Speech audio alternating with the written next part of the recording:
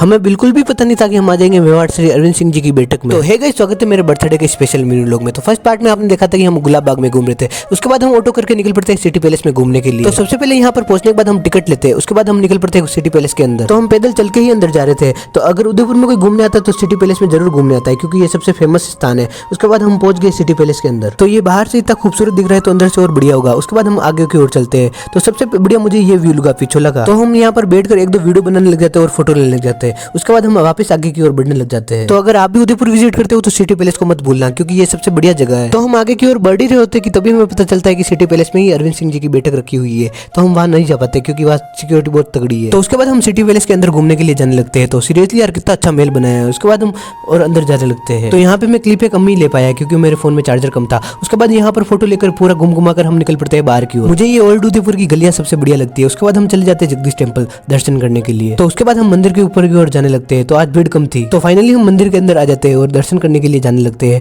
तो फाइनली हम पहुंच जाते हैं दर्शन करने के लिए। तो भगवान के दो लगकर निकल पड़ते हैं वापस हम बाहर की ओर। तो बाहर आने के बाद हम एक दो फोटो लेने लग जाते हैं और हम थोड़ी देर यहाँ घूमने लग जाते हैं। वास्तव में यार जिसने इसको बनाया होगा, कैसे बनाया होगा, इसके पूरे मंदिर के ऊपर छोटी छोटी मूर्तियां उत्कीर्ण की गई हुई। तो हम मंदिर के परिक्रमा करके और घूम के आ जाते हैं बाहर की ओर। तो ये है जगदीश चौक, यहाँ उदयपुर के बड़े बड़े प्रोग्राम होते हैं। तो उसके बाद हमें याद आता है कि गणगौर घाट ही पास में ही है, तो वहाँ पर भी घूमने चलते हैं। तो हम निकल पड़ते हैं गणगौर घाट घूमने के लिए। तो इन गलियों को एक्सप्लोर करके फाइनली हम आ जाते हैं गणगौर घाट और यहाँ घूमने लग जाते हैं। अगर आप भी टेंशन में स्ट्रेस में हो तो यहाँ आकर बैठ जाना, एकदम माइंड रिलैक्स महसूस होगा। तो उसके बाद हम सब नेचुरल व्यू के मजे लेने लग जाते हैं और फोटो खींचने लग जाते हैं और स्लोमो वीडियो भी बनाने लग जाते हैं। तो गणगौर घाट घूमने के बाद हम निकल पड़ते हैं नाश्ता करने के लिए और नाश्ता करने लग जाते हैं। तो अभी तो मेरा बर्थडे सेलिब्रेट करना बाकी है। तो मिलते हैं पार्ट 3 में। B continue.